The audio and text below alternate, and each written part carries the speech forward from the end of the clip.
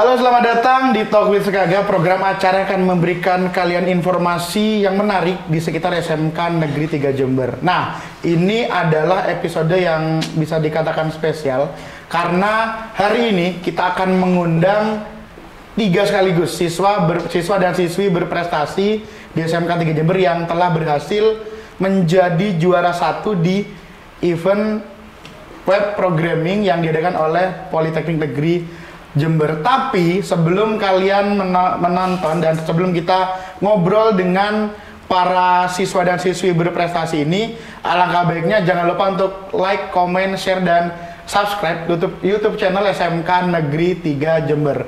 Nah, ngomongin tentang web programming gitu ya. Jadi tidak semua orang itu bisa untuk membuat sebuah web. Tentunya harus membutuhkan ketelitian, keseriusan yang benar-benar serius untuk membuat sebuah web.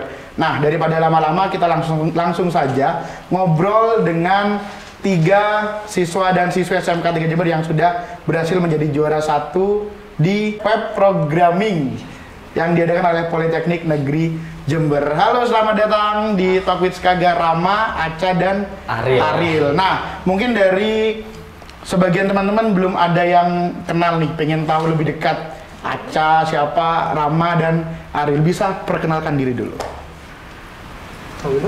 Ya. Siapa dulu, Rama atau? Ya, Rama dulu. Oke, perkenalkan, nama saya Rizky Ramadan, bisa dipanggil Rama. Saya dari kelas 12 RPM. Perkenalkan, nama saya Mots Jauhari Ilmi, di kelas biasa dipanggil Aril, dari kelas 12 RPL. Perkenalkan, saya Hairun Nisa, dipanggil Aca, dari kelas 12 RPL.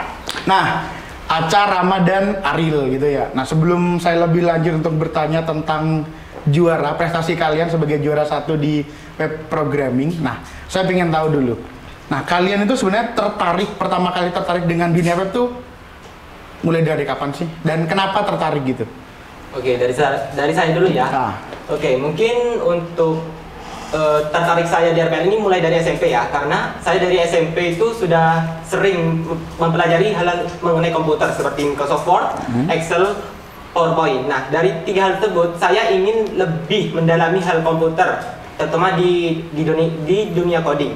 Jadi setelah lulus dari kelas 9, saya mulai meriset-riset di internet itu apa saja sih jurusan yang mengenai tentang informasi teknologi, komputer. Nah, lalu saya menemukan jurusan RPL ini. Nah, kebetulan RPL di sekitar rumah saya ini atau sekolah yang dekat dengan rumah saya ini adalah SMK 3. Jadi, itulah alasan saya bisa masuk ke jurusan RPL di sekolah SMK 3 ini. Oh, jadi memang mulai dari SMP itu ya, tertarik dengan dunia perkodingan gitu ya, pengen menjalani, pengen lebih fokus ke dunia coding. Nah, kalau Aril sendiri?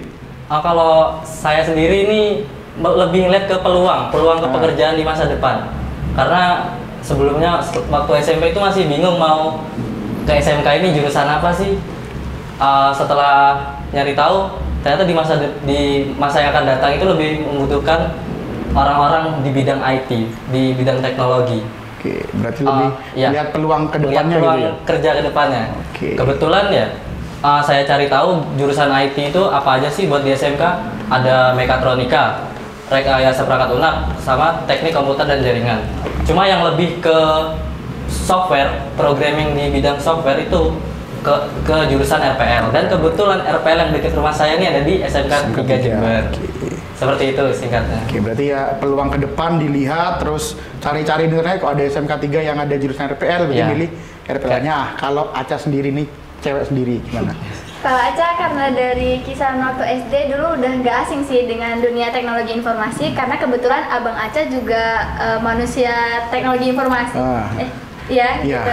Dia anak TKJ dulu, jadi kayaknya asik, jadi Aca coba ikutin dan ternyata masuk-masuk aja. Oke, jadi memang melihat dari abangnya yang dulu juga masuk di jurusan teknik informasi gitu ya, ke TKJ-nya, jadi Aca kok tertarik, jadi akhirnya masuk ke RPL. Nah, biar beda sedikit. Nah, tahu dari SMK 3 itu tahu dari mana sih kalau ada jurusan RPL-nya? Sebenarnya kalau dari saya sendiri itu dari temen di dekat rumah. Nah, dia ini kebetulan di perhotelan. Lalu saya tanya, di SMK 3 ini ada jurusan apa aja sih? Terus dia jelasin ada TKJ, RPL, terus ada busana, ada hotel dan macam-macam. Nah, Nah, saat dia menyebutkan RPL, terus saya langsung keinget loh, itu kan jurusan yang saya inginkan, jadi saya langsung terpatok untuk langsung ke SMK 3 ini. Oke, sama Ariel juga gitu? Lebih ke dari sosial media, Instagram, dari Google pernah searching. Di Jember itu RPL di mana saja sih? Kebetulan yang deket di SMK 3 dan lebih menarik gitu sekolahnya. Dimiliki langsung ke SMK 3. Aca juga? Kalau Aca waktu itu emang mau niatnya masuk ke SMK Negeri 3, habis itu lihat ada berapa banyak kan jurusannya, baru lihat ada RPL yang ternyata ada gitu, ya udah RPL deh. Langsung masuk gitu. Satu aja pilih RPL. Langsung pilih RPL, jadi mulai awal langsung pilih RPL gitu ya. Nah, kita masuk ke pertanyaan yang terkait lomba kemarin gitu ya. Nah, jadi saya tuh penasaran, nah itu waktu ikut lomba kemarin itu gimana sih rasanya sama persiapannya itu apa saja? Untuk persiapan itu, karena kebetulan tahun lalu itu kan kakak kelas udah pernah ikut lomba EPIM. Nah waktu itu Aca ikut liatin, cuma sekedar lihat, sekedar diperkenalkan lah sama guru pembimbing Aca tentang ini EPIM. Nah kemudian waktu itu juga bilang, Bu saya tahun depan ikut ya gitu, ya gitu. Nah kebetulan ternyata EPIM yang tahun ini deket sama waktu PKL kita. Bisa Aca bilang lah ke guru pembimbing Aca, Bu gimana ini tetap EPIM gitu? Iya tetap ikut. Sama siapa aja, karena yang tahun ini tim, tahun lalu itu belum ada tim. Oh ya terserah mau sama siapa aja, tapi nanti coba kamu pilih sendiri gitu. Oh ya, udah di sini saya milih ada Rama itu menurut saya jago dia di bidang dokumentasi dan beberapa codingan itu Rama jago. Kemudian Ariel tuh MVP kita. Oke, jadi kan kalian juga PKL gitu, berarti sama-sama PKL. PKL satu tempat? Kita beda tempat. Beda tempat. Oh, Rama satu tempat sama Aca. Iya. Ariel beda sendiri. Nah, itu gimana sih ngejalin komunikasinya? Tentunya kan kalian PKL itu kan juga punya waktu sendiri. Kadang kan pulangnya mulai dari jam segini sampai jam segini. Itu kan apalagi kalian beda tempat. Tentunya kan pulang juga beda. Nah, itu cara berkomunikasinya itu gimana? Waktu itu sudah ada kendala di bidang komunikasi. Nah, terus dari kendala tersebut kami mikir, terus kita buat sebuah grup WA, terus kita diskusi. Duh, ini nanti kalau pas mau ngomongin ini tuh enaknya gimana ya, lewat Zoom, Google Meet atau apa? Terus Ariel saran atau lewat Zoom aja deh, nanti kita meeting tentang persiapan. Lalu untuk project kita itu menggunakan GitHub. Jadi GitHub itu kayak suatu software yang digunakan para IT untuk berbagi codingan lah. Nah, dari situ kita mulai buat codingan, terus Zoom. Dan itu merupakan salah satu cara kita buat komunikasi. Oke. Kalau dari Ariel gimana? Ya seperti teman-teman tadi. Kurang lebih sama. Berarti intinya kuncinya adalah komunikasi gitu ya. Nah, dari jadwal yang berbeda, dari cara komunikasi yang terbatas hanya melalui WhatsApp saja. Nah, itu ada kendala nggak? Kendalanya di mana? Yang paling nggak ikut dah gitu. Ada pernah seperti itu nggak? Pernah. Gimana coba? Kendalanya tuh karena kita saat magang itu ada kesibukannya masing-masing. Jadi misalnya saya butuh Aca atau butuh Rama, nggak bisa langsung ngerespon gitu. Itu kendala lumayan apa ya, menghambat perkembangan persiapan lah. Oke, kalau tadi disebutkan bahwa Rama jago di fotografi, dokumentasi, terus kalau si Ariel jago MVP-nya gitu ya. Nah, itu bagi tugasnya gimana kalian? Awalnya tuh karena dari kita tiga mungkin yang punya basic untuk desainnya kan kurang lebih Aca. Jadi emang dari awal tuh oke, Aca untuk bagian desainnya, kemudian Rama yang bagian proposal dan bantui Ariel buat ngodingnya. Kemudian Ariel udah pasti ngoding gitu aja.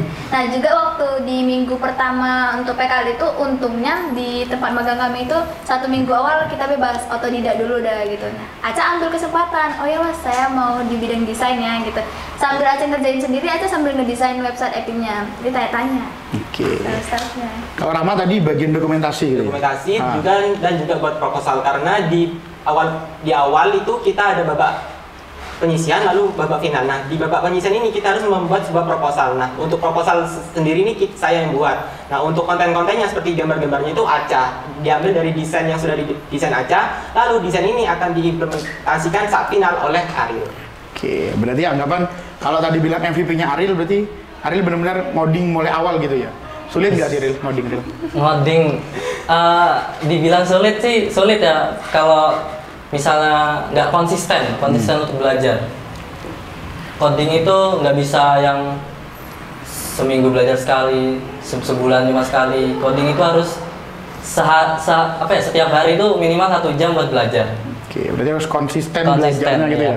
Jadi kalau mau cuman coba-coba untuk coding, mending nggak usah kan ya. Daripada nanti sudah bikin ternyata di tengah-tengah kok males, akhirnya gagal juga codingnya. Nah, tadi juga disebutkan bahwa ada babak penyisihan. Nah, dari babak penyisihan itu berapa orang yang disisihkan oleh timnya kalian? Untuk babak penyisihan sendiri ini kalau nggak salah diambil 15 tim. Nah, jadi kita tuh lolos dari berpuluh-puluh tim yang sudah mendaftar dari seluruh Indonesia. Ada dari Jawa Barat, dari Jawa Tengah juga, terus dari Bali pun ada. Nah, jadi kita itu alhamdulillah menjadi finalis di EPIM yang terpilih di 15 tim tersebut. Itu tim. Nah, setelah babak penyisihan, kan ada babak semifinal, final itu ya? Ya, final. Nah, final. Nah, ketika di sana itu ada pengalaman yang lucu nggak? Atau pengalaman yang bikin capek atau gimana? Coba bisa diceritakan. Lucu ya? Lucu. Lucunya di mana coba? Ada yang berkesal juga. Ya, coba bisa diceritakan. Yang kesal sendiri mungkin Ariel yang keyboardnya yang ya, kalau kenapa pengalaman kesal ini kan komputer, keyboard dan lain-lain itu dari panitia. Kebetulan dapat keyboard yang sangat keras itu kalau diketik. Jadi menghambat waktu itu. Karena kan kita cuma dikasih waktu 5 jam untuk garap website. 5 jam untuk bikin satu website. Iya. Itu website apa? Tiketing. Tentunya kan nggak mudah banget kan ya.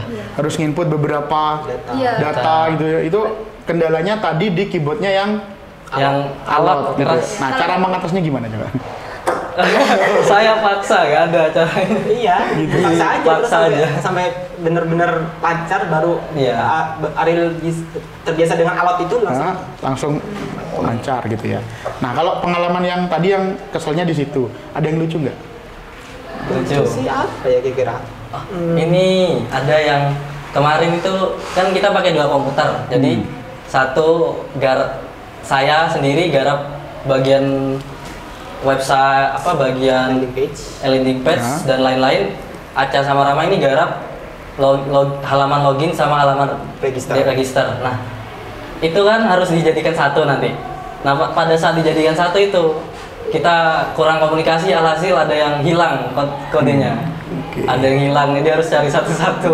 Jadi lucu dan sedih. Ya. Dan dalam waktu 5 jam harus bikin satu website yang untuk tiketing itu, dan ketika sudah digabungkan hilang. Nah, itu cara mengatasinya gimana?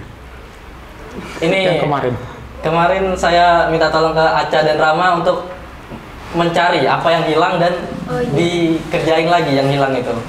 Kalau saya sendiri fokus buat melanjutkan websitenya.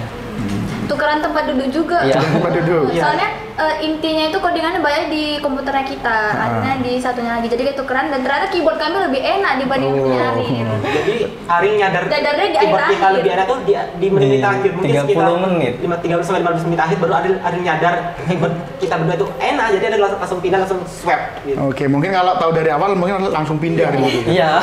Daripada ribet masih harus mencet-mencet yang agak lama gitu ya. Nah, tapi dari si lomba kalian tuh ya, dari kalian yang ngikutin lomba, nah ketika kalian diumumkan menjadi pemenang, nah itu apakah kalian udah siap untuk menang atau memang kalian itu sudah gak ada mau ikut gimana? Kalau nggak sampai mikir sampai gagal juga ya. Kita netral aja, nggak menang ya alhamdulillah, kalau kalah ya udahlah, belum rezeki. Tapi kita itu juga optimis karena di antara lainnya kita itu web kita tuh mungkin yang atau disebutnya itu responsifnya itu kita paling jalan, yang paling berhasil gitu. Jadi kita optimis, apa kita nanti menang ya, terus kita nanti tinggal doa aja nanti menang. Jadi setelah kita nyelesain buat ngoding itu 5 jam, kita bakal istirahat. Setelah itu kan kita naik nunggu waktu untuk presentasi. Jadi per tim itu ada waktu untuk presentasinya 10 menit. Nah, kita itu di urutan 7. Nah, setelah kita turun di urutan 7 itu, kita nggak lihat pemain-pemain sebelumnya. Cuma kita ngeliat tim-tim setelah kita dari 8 sampai 15 itu kita lihat. Nah, baru di situ kita kayaknya aman ini. Aman, langsung sudah percaya diri gitu ya. Sudah pede. Setelah melihat lawan-lawannya kok lebih bagus punya kita gitu. Selain itu juga mereka kan ngasih tantangan juga. Tantangan itu juga termasuk nilai penilaian juga. Nah, kita kurang lebih aman di situ. Oke, berarti memang kuncinya juga komunikasi, percaya diri juga penting, terus Iya. konsisten juga gitu kan ya. Nah, dari lomba itu apa sih manfaat yang kalian dapatkan dari lomba itu? Waduh, kalau manfaat sendiri ya, mungkin dari lomba itu kan kita harus belajar komunikasi lebih intens ya antar tim. Nah, dari situ kita harus di masa depan tuh atau di hari selanjutnya kita kalau bertim itu memang harus berkomunikasi dengan secara intens, lebih kompak dan jangan sampai lost kontak itu aja deh intinya. Dari Aca? Iya, kurang lebih gitu juga di komunikasinya. Komunikasi yang paling penting. Nah, dari kalian udah cerita mulai dari bagaimana prosesnya mulai awal yang dimana kalian sibuk PKL, terus komunikasinya juga kadang nggak lancar gara-gara ya komunikasi hanya lewat dari WhatsApp saja. Nah, tentunya kan pengalaman juga banyak sekali. Nah, selain harapan gitu ya, ini untuk teman-teman juga kalian yang mungkin tertarik dengan dunia web programming atau dunia RPL. Nah, itu ada pesan nggak buat mereka? Pesan? Apa deh? Ya, misal mereka tertarik pingin RPL. Nah, tips-tipsnya kalau mau masuk RPL apa? Terus tantangannya di dunia RPL itu apa saja? Mungkin bisa diceritakan. Jangan setengah-setengah sih. Nah. Kan kuncinya untuk coding itu juga tetap harus konsisten ya. Nggak bisa misalnya seminggu kita belajar sehari, padahal minggu depan udah lupa. Jadi tetap harus minimal sehari sejam gitu biar nggak lupa. Konsisten sih kuncinya. Oke. Kalau dari Rama? Ya mungkin intinya codingan itu jangan dihafal, tapi dipahamin. Karena kalau codingan dihafal, itu kalian cuma hafal kodenya, tapi nggak paham cara kerja kode tersebut. Oke. Ariel ada juga? Ayo masuk RPL, seru kok. Nah, ini juga pesan mungkin buat adik-adik kalian yang sudah masuk di dunia RPL gitu ya, sudah masuk di jurusan RPL. Pesannya apa? Kalau untuk adik-adik kalian agar bisa setidaknya itu bisa membuat prestasi sama seperti kalian. Itu buat adik-adik jurusan RPL. Semangat terus, Rek. Kalau kami bisa, pasti kalian juga bisa lah. Oke, kalau mereka bisa, kalian pasti bisa. Nah, mungkin itu saja. Nah, terima kasih untuk Aca, untuk Rama, untuk Ariel sudah berbagi cerita tentang prestasinya sebagai juara 1 lomba web programming tingkat nasional. Dan itu tentunya juga sudah membanggakan nama SMK Negeri 3 Jember, dan banyak sekali pengalaman yang didapat, banyak sekali ilmu yang dapat, dan semoga ke depan itu Ariel, Aca, dan juga Rama bisa membuat prestasi lagi yang lebih tinggi lagi. Itu. Terima kasih atas kehadirannya. Nah, dari obrolan kita hari ini yang saya tangkap adalah cintai, konsisten, dan jangan pernah menyerah karena hasil itu sesuai dengan usaha kalian. Itu intinya. Nah, jadi sebelum saya mengakhiri, jangan lupa untuk like, comment, share, dan subscribe YouTube channel SMK Negeri 3 Jember. Kita akan bertemu di Talk with Skaga episode berikutnya. Terima kasih. Dadah. Dadah.